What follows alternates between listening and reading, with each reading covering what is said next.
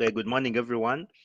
Today is the 21st of August 2024, and I thank you all for joining me for today's market snapshot. So today we're just going to go through what is currently moving the markets, plus also go through some of the sentiments and some of the news that we've been seeing in the markets. So far this week, and of course even for the bigger part of last week, we have been seeing a relatively weaker dollar. A number of things have been trading on the upside, like Euro USD, GBP USD, gold, and a number of other assets like the indices, AUD USD, the cryptos have all been trading much higher. And of course, all this has been because of the expected rate cuts from the Federal Reserve. That is going into the month of September 18th. Exactly 18th is when we are going to get the first lift off for rate cuts by the Federal Reserve. And I believe that's what we are seeing the markets trying to price. If you look at a number of things like gold was able to break $2,500 on Friday. Silver is also trading towards $30 an ounce. And of course, a number of other assets like Euro USD, GBP USD, AUD USD, and NZ USD are all breaking higher levels. We've been seeing also big push upside for the equities globally. If you look at the European stocks, most of them are trading much higher on the day. And of course, even from last week. And we're also seeing, of course, today we have the FOMC meeting minutes, which are going to be coming out at 9. And of course, we are going to wait and see what was discussed within those meeting minutes that could possibly indicate some rate path for the Federal Reserve. Now, also on Friday, we are going to be hearing from Jerome Powell, who's going to be speaking from the Jackson Hole Symposium. The Jackson Hole Symposium is an economic event that takes place every year at Jackson Hole, which is a place in the US. Jackson Hole Jackson Hole Symposium is where a number of different central bankers usually meet. The last time we had the Jackson Hole Symposium, we had Governor Ueda of Japan, we had Lagarde of ECB, and also Jerome Powell of the Federal Reserve Bank of the US, giving their comments on their possible path for their policies.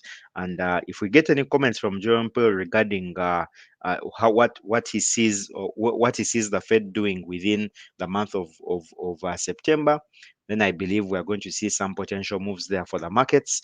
But most importantly, traders are going to be waiting to hear from him about what the Fed thinks about the recent data.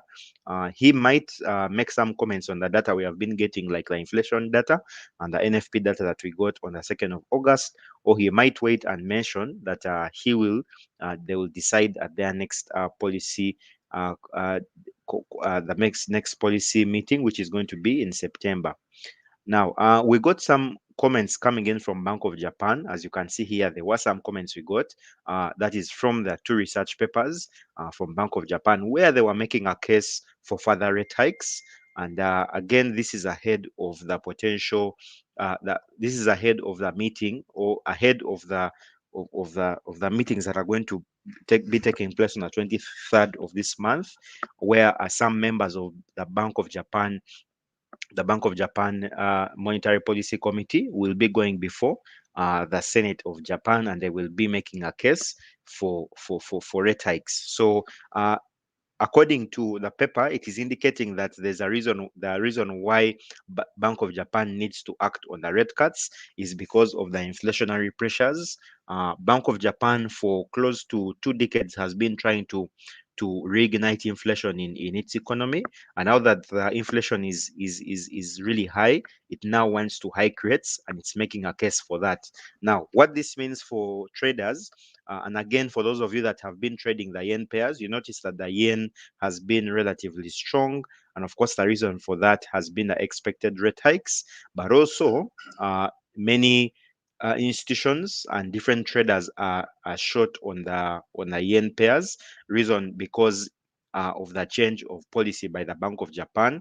So this is USD/JPY. So you can see USD/JPY had a very nice bearish flag on a 4-hour time frame, and of course, all this has been because traders are switching to yen longs in the short term and medium term, and of course, that is going to provide some downside pressure for the yen pairs. Now, I just discovered this recently from a video I watched just yesterday.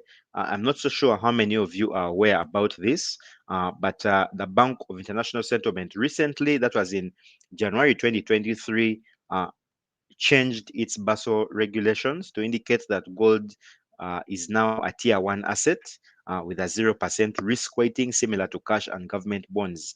Now, part of the rally that we have been seeing on gold, most importantly, what we have been seeing in the news about central banks increasing their allocation to gold, even Bank of Uganda recently indicating in July that it's going to look into purchasing gold through its recently launched uh, gold purchase program. All that is due to this new Basel III regulation that was set by the Bank of National Settlement. So it's saying here that one of the key changes with Basel III is the reclassification of gold from a tier 3 asset to a tier 1 asset with a 0% risk weighting, similar to cash and government bonds.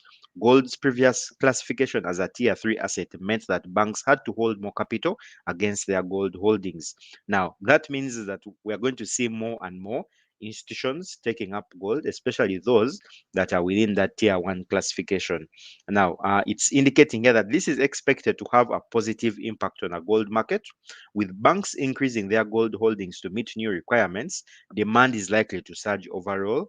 On top of this, reduced capital requirements for gold might also encourage banks to lend against gold collateral, increasing demand even more. This is likely to drive up the price of gold. So now, previously we had thought, we were really assuming things like Federal Reserve hiking rates, Federal Reserve cutting rates for the first time in 4 years, geopolitical tensions. This is now the new catalyst that is actually driving gold. Uh, Again, just for that you guys take note, this revision by the BIS, the Bank of National Settlement, was done in January 2023. So we're talking about more than a year, I would say, because now actually almost close to 2 years now since this Basel III regulation was made, and the reclassification of gold was also taken.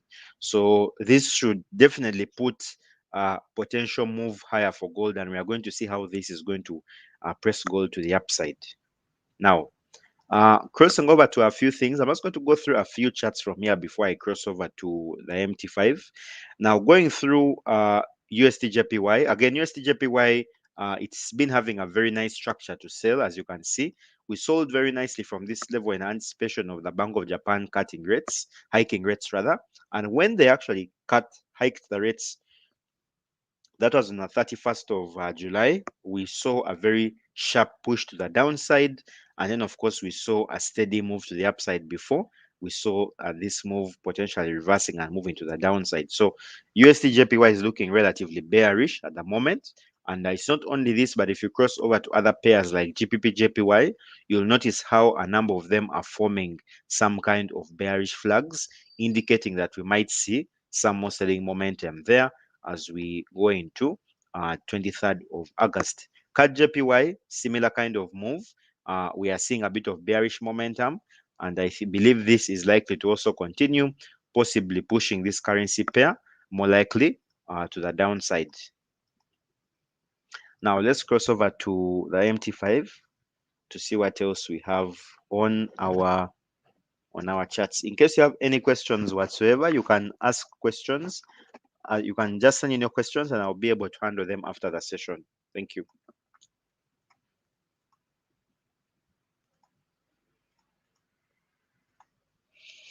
Okay, so let's start with Dow Jones. So for the Dow Jones, we've been having a sharp rally to the upside on this particular index. And of course, the reason for that has majorly been because of a number of factors. We've been seeing a really big uptake by the institutions, especially some of these big hedge funds like Washington. Washington recently indicated that it was going to increase its stake in Nike by about $200 million. And Nike, of course, which is one of the biggest components within. Just a moment, let me just get my screen shared.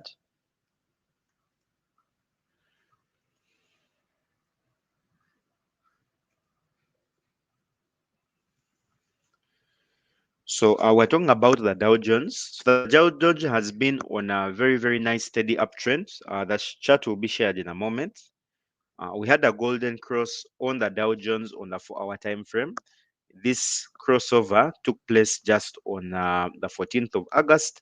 And soon after we had that crossover, we saw the Dow Jones rallying towards the upside, crossing above 40,000 and going as high as 41,000 there. So I think we have earlier mentioned that golden crosses are bullish for.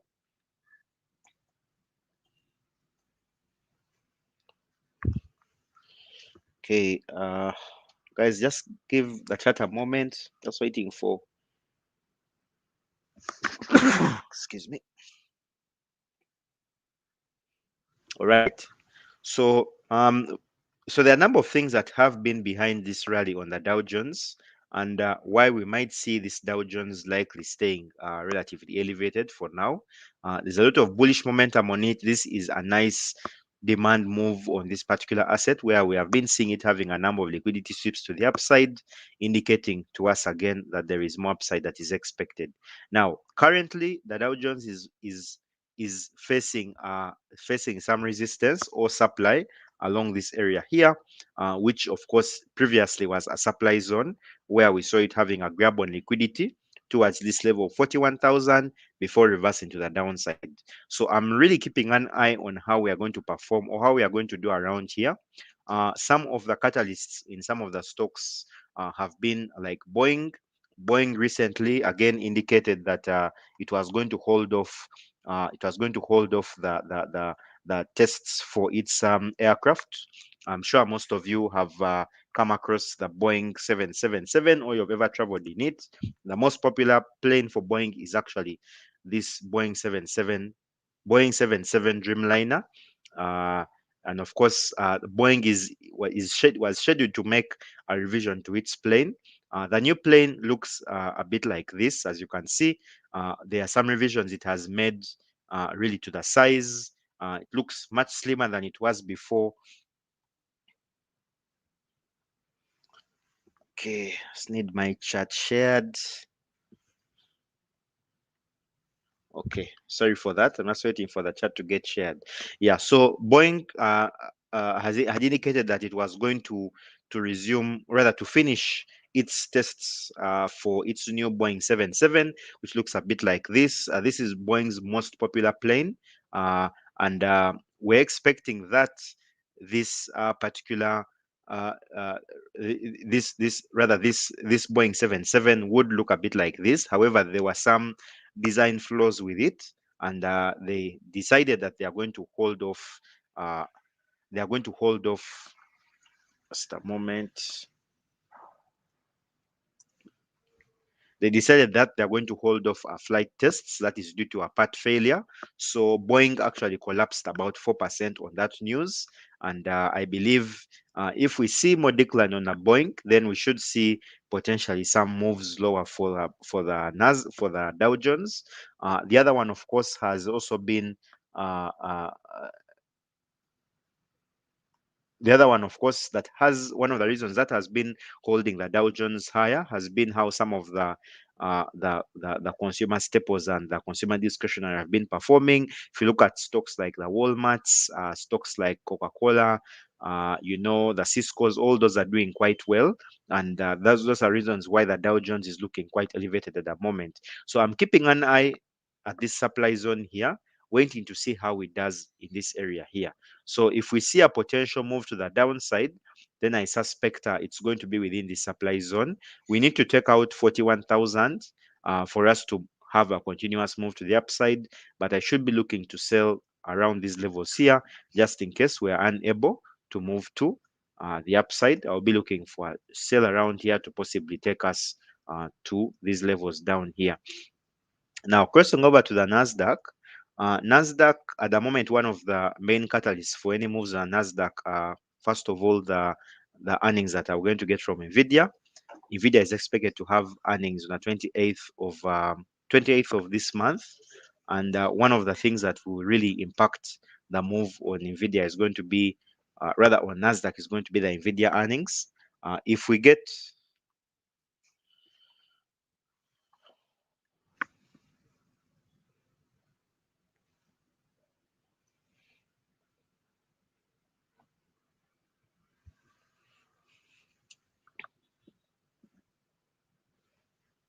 Okay, so for the Nasdaq, we said it's looking quite elevated at the moment.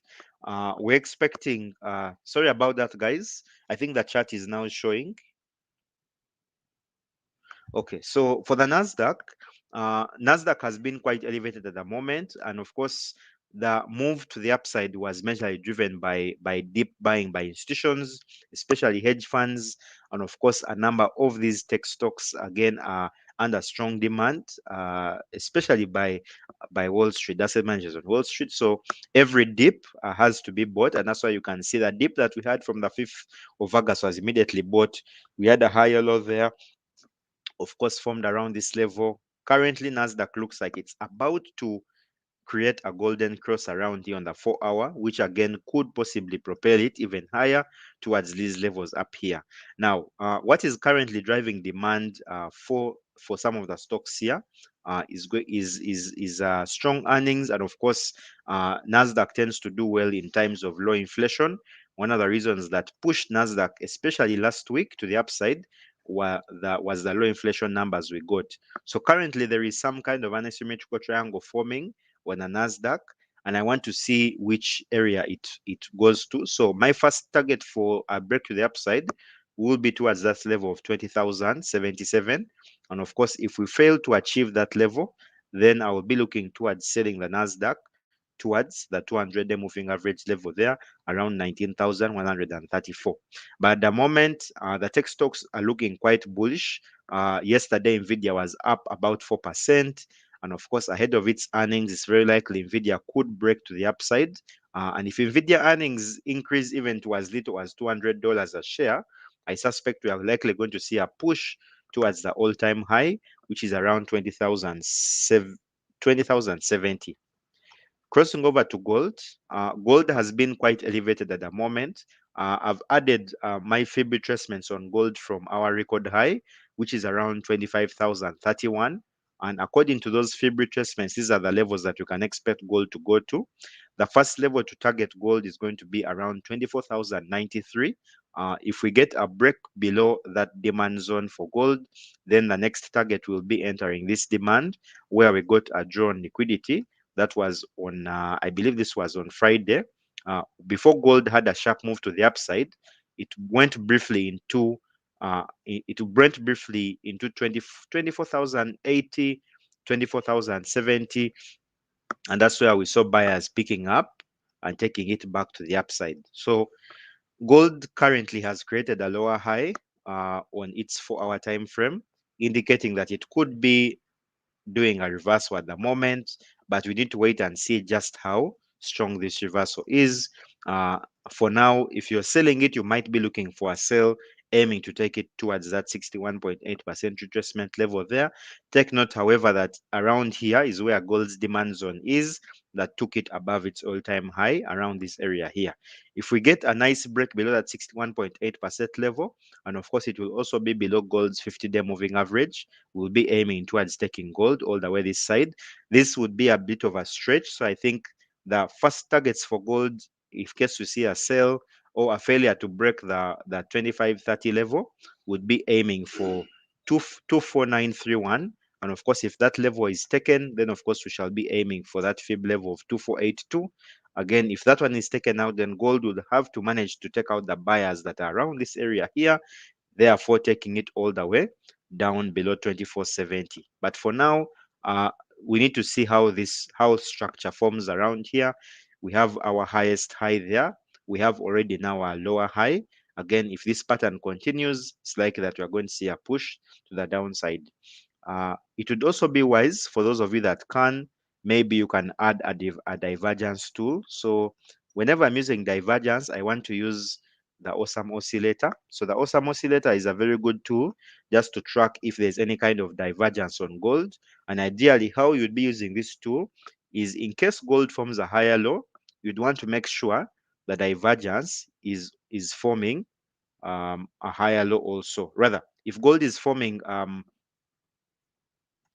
so let's say, for instance, now here the divergence is around here, okay? We have a higher point here, and then we have a lower point here, okay? Now at this point, ideally here, you had a low point here, and then a low point here. So there's no divergence on gold right now. When you're using the awesome oscillator, you need to see a clear divergence where the price action and the oscillator are giving you two different signals. But at the moment, there's no divergence. So likely gold might be in a sale from there, taking us back down to uh, to 2,493. Now let's cross over to GBP/USD. Now GBP/USD has currently formed a double top on its 4-hour time frame. We have also got a drawn liquidity on GBP/USD around that level of 1.30530. So I might be looking into selling GBP/USD from this level here. However, we could get a retest of that level that could allow GBP/USD to break above the top of my fib retracement from my swing high, taking me to a new level up here. Now, take note, however, that price action seems to be getting a bit weak for these risk on pairs, uh, especially towards those levels there. However, if GBP/USD takes out that high, it's going to be aiming for this level here. And of course, it was here just around, let me see, when was this? Okay, let me get the high. Yeah, that was in February 2022. Okay, so right now GBP/USD is trading at February 2022 highs. Okay, so if we take out this double top, the next level for GBP/USD is going to be here. Now, I don't think it can take out this double top today, depending on the price action. Just in case it does,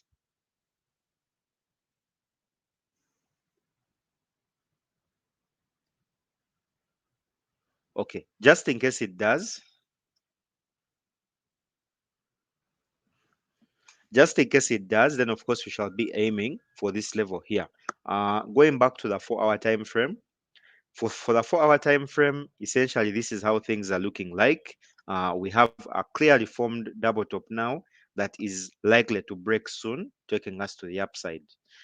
Now, in terms of where we could see a retracement to, we have quite a number of imbalance candles that have formed on GBP/USD that are currently holding price action for it. You can see there's an imbalance here. The sellers are clearly not, there's a clear inefficiency for sellers on these levels here. So soon enough, if we see the DXY waking up, then we should see some selling into these areas here. That could be the first target for it. Maybe a move back to the upside, and then of course selling much lower into this level here. But for now, GBP/USD is in a clear uptrend that could possibly push it to the upside. Also to take note is that we had a golden cross on GBP/USD that formed around here, and ever since that golden cross appeared, GBP/USD has rallied over close to 250 pips, a move of about 2%. So again, it's looking quite bullish and could possibly continue to the upside. Now, Euro USD is looking like this at the moment. I've drawn fresh fib levels for GBP/USD, for Euro USD, just to give us an idea of where we could possibly retrace to. Now, the first level of retracement for this pair is going to be towards that 23.6% level of the fib. That's around 1.1723. Now, I might be looking to sell it towards this level, and I'd want to put my stop loss slightly above the top of the fib around there. We are going to have a look at the DXY just to get an idea of how DXY structure is. But this rally that we have seen on Euro USD has been because of the institutions. Institutions are heaping up on their Euro longs ahead of a key rate cut by the Federal Reserve, that is next month. Traders are also cutting back on their short positions for the Euro. However, retail traders have been heaping up shorts, and that could possibly squeeze the euro higher and higher and higher. So we should likely see the euro moving towards its highs that it achieved around the 13th of 2023, which is somewhere around here. So if we manage to take out this zone, we are going to see new highs for the euro, possibly above 1.13. But at the moment, euro is looking quite bullish, and we might get some retracements in waves. Uh, first retracement is going to be towards that level of the fib around 1.1723. So I might be looking to sell it around there, having my stop loss slightly above that high, so that in case we get a break above it, then of course I'm protected from any loss for a further move to the upside. Now let's cross back to the DXY. I want us to look at the DXY to get a feel of what the DXY is doing. Now, if you look at the DXY has been in a steady downtrend. This downtrend, I believe, again, this is the kind of wave I expected for the DXY. So first thing for starters is that we had a double top, okay? A double top, most double tops have necklines. I don't know if you have seen double tops before, but they look a bit like this. You usually have something like this, okay? So essentially, the best points for you to sell double tops are normally here, okay, or anywhere above there. So normally you get a fake out, and a fake out, of course, or some people call them fake outs, some other people call them draws on liquidity.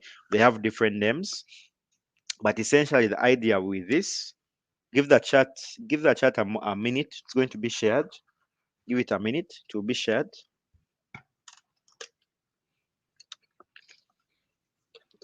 So this is what we had with DXY. So we had the double top forming on the H4 time frame around here. So double tops, ideally, when you're looking to sell them, you're focusing on selling the slight move to the upside.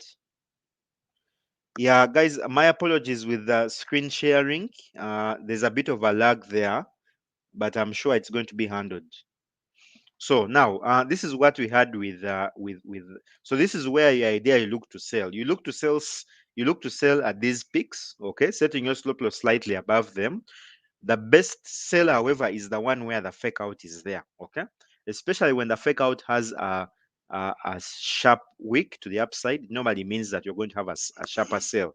Now, if you do not sell from here, okay, or from here, the next level for you to sell is going to be the neckline area, okay? So the neckline is the midway point of the two axes. So the two axes, where the two axes meet, okay, that's where you sell from. So when I saw the necklines for Euro USD's 4-hour breaking, that was somewhere around here, okay, you can see this is where the selling actually intensified from.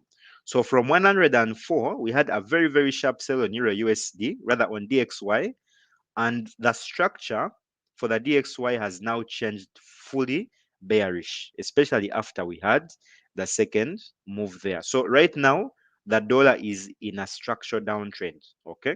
I was expecting us to have a potential recovery for the DXY around these levels here. I was expecting us to move from here, maybe briefly sell before recovering. We have not gotten that recovery yet, and we are still on a downtrend. Now, the earliest recovery we get for the DXY, for us to see some selling for the euro and for the pound and a few other currencies, is likely going to be whatever Powell will mention during the Jackson Hole. Okay. If Powell mentions something regarding, especially regarding the recent inflation data, and also the recent, what is it? Yes, the recent retail sales data and also the recent NFP numbers. If he indicates that, if he provides some bit of uncertainty regarding the rate cuts that are going to take place in September, what I think with that is that we should see the DXY recovering, and any recovery to the DXY to any of these levels here is going to allow us to see some selling for the euro dollar and for the pound dollar. Now, we might also get some ranging for the DXY at these levels, okay, as euro USD and GBP USD sell. So take note, it does not mean that you need to track the DXY to see some steady uptrend momentum for you to now consider selling the euro. The euro and the pound could even sell as the DXY is ranging or holding price action within this area here, giving us some bit of certainty that maybe the sellers have gotten exhausted and for now it's going to range. So keep an eye on the DXY to see how it does around here. If we continue to see ranging, especially within this area here, then we should see some temporary recoveries for temporary sales rather for the euro dollar and for the pound dollar. Awesome. So I think now I can take your questions, guys.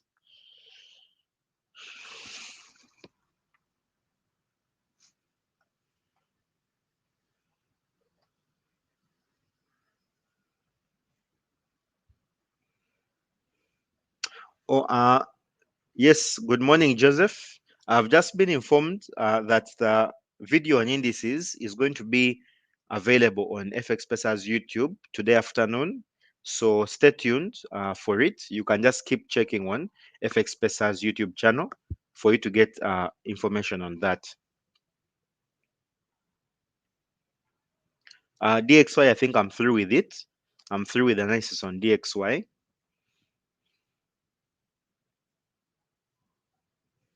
Okay, so for the fib, ideally how you use it is you use it two way.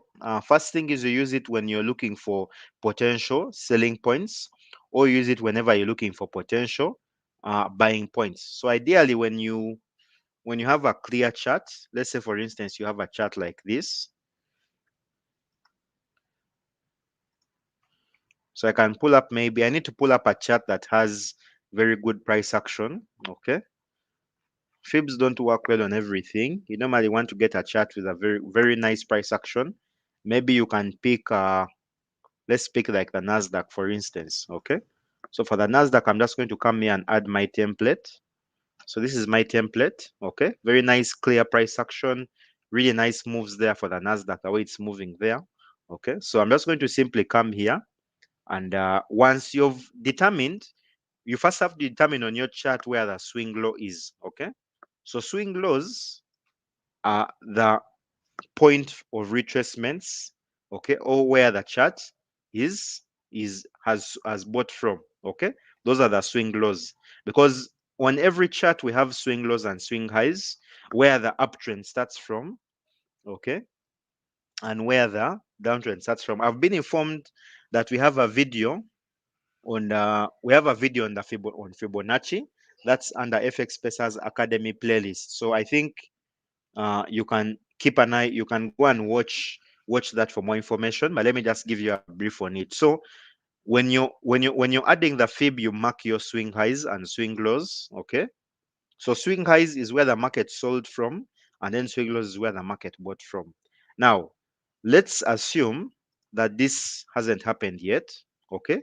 This price or this price action here hasn't yet happened yet. Okay. So you can expect to ideally how you would expect to trade the price action that hasn't happened yet is that you will want to add your fib retracements from that swing high, taking them to this level here like this. Okay. So if the market is moving to the upside, okay, how you use your Fibonacci's is in this case that you want to be looking to buy towards the you want to be looking to buy when the trend moves towards your fib lines. Now, for instance, my fib lines here are these ones here. Okay. So whenever I see the market possibly moving in waves to the upside, and it retraces below my Fibonacci levels. Okay. For instance, like here, I would want to buy whenever I get retracements below my Fibonacci levels. In an uptrend, ideally, I'm looking to buy below those retracements on an uptrend. Okay. And when it's a downtrend, I'm looking to sell below, rather, I'm looking to sell above the retracements. Okay. So that's how you use the fib in a very simple way. The fibs actually are very easy to use. You just have to know how you're buying and how you should sell. For more information, I've been told that you can find a video where we talk about that on the FX Pesa Academy playlist on YouTube. On FX Pesa's YouTube playlist, you should be able to get that information. So Trapsked, you're saying most promising pair to trade today. So the most promising pair to trade, I want to keep an eye on gold. I'm really eager to see how gold plays out. So ideally, two things I'm seeing on gold here. Either we sell towards those levels there. I'm expecting a sell towards 24.93, 24.82, 24.70.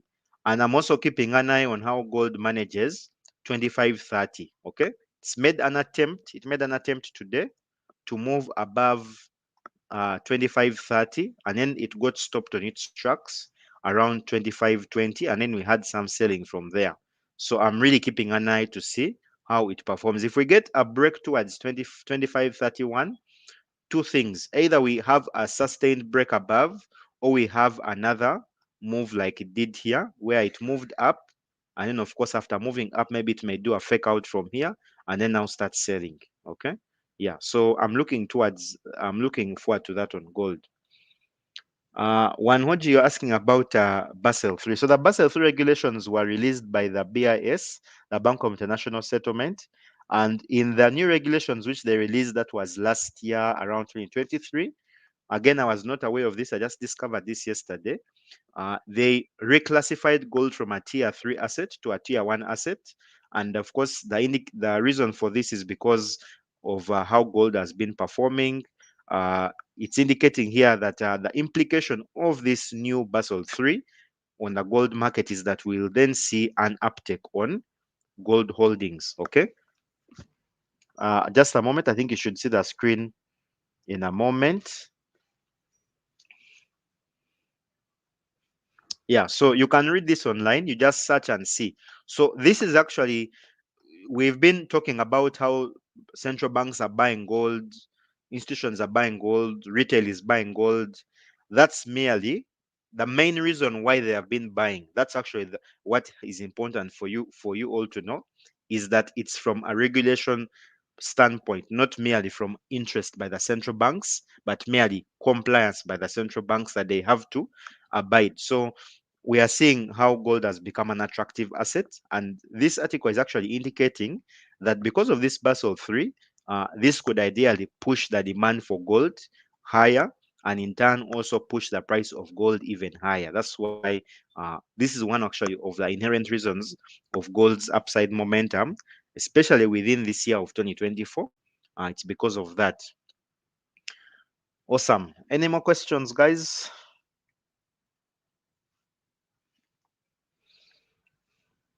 So for fake outs, I think I've shared this. I said if you get a break towards the upside, okay,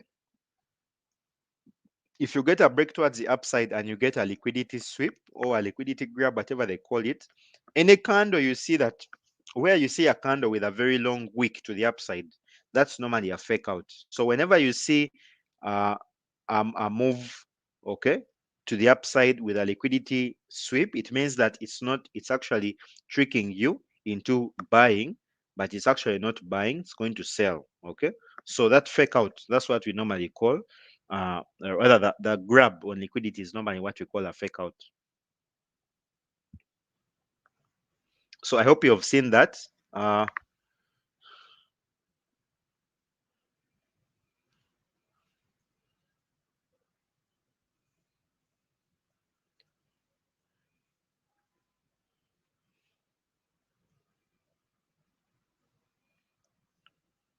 so for silver, we're having a bullish move on silver. Okay, let me just a moment. I'm just waiting for my chart to be shared with you.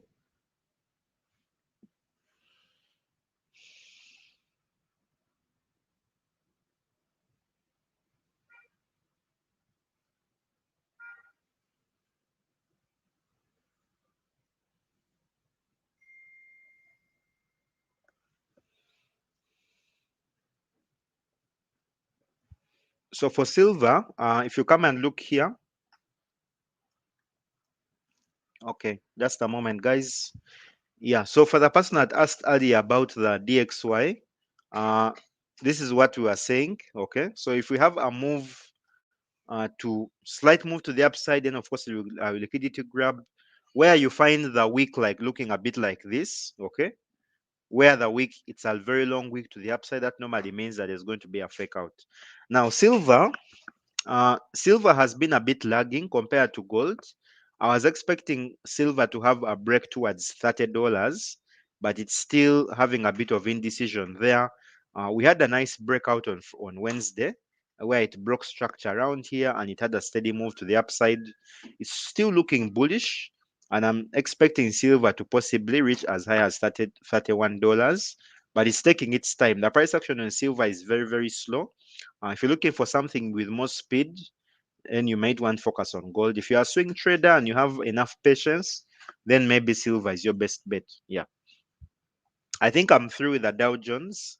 I indicated to you that Dow Jones is having a bit of indecision, but one of the lags that we have seen on Dow Jones has been the Boeing. So Boeing's news yesterday about suspending the tests on their flights, the tests, the flight tests on their new plane, the new upgrade of the 777 is actually has been a lag for the Dow Jones. So we should see some selling coming in soon for that.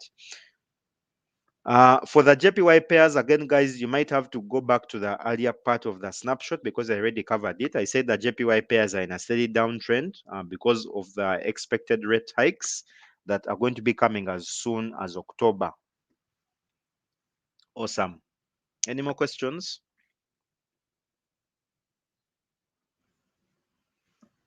So for the DAX, let me see if I have any analysis on the DAX. So DAX has been in a strong uptrend. It has found a bit of temporary supply around this area here of 484. DAX has not yet broken its record high, but I'm expecting this swing move it has had from its lows it had in August is going to take it all the way to that swing high, which is somewhere around here. Just a moment. Let me just move this to a bigger screen. So you can see the uptrend that we are in on the DAX. Okay, it's in a very nice uptrend, and if we continue in this wave that we are in, it's very likely that the DAX takes out its all-time high, possibly moving towards that level there. Okay, but there's going to be a bit of resistance for it, especially at this peak here. Okay, this is where it's going to find a very hard time, this supply zone around here. So it's here that it's going to have a hard time. But between now and then, I believe we are going to see some steady uptrend there to the upside. Awesome. I'm taking one more question, guys, and then we can call it a day. What should we expect from USD I think I've covered USD this is the third time I'm covering it. So please pay attention whenever I focus on a pair. Okay. I already mentioned USD that we're in a steady downtrend. We have a bearish flag on it, and we should expect to see it having more downward moves towards that level there.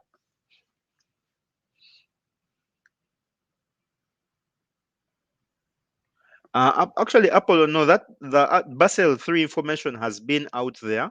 However, it wasn't really pushed a lot by the media. It was released, the Basel III regulation was released in January 2023. So ideally, it's been out there. But of course, it hasn't really made a lot of news. Yeah, but it's been out there actually. Awesome. Guys, I think that's it for today. I wish you all happy trading. Let's meet again for the next episode of the Market Snapshot on Friday. Happy trading, guys, and cheers.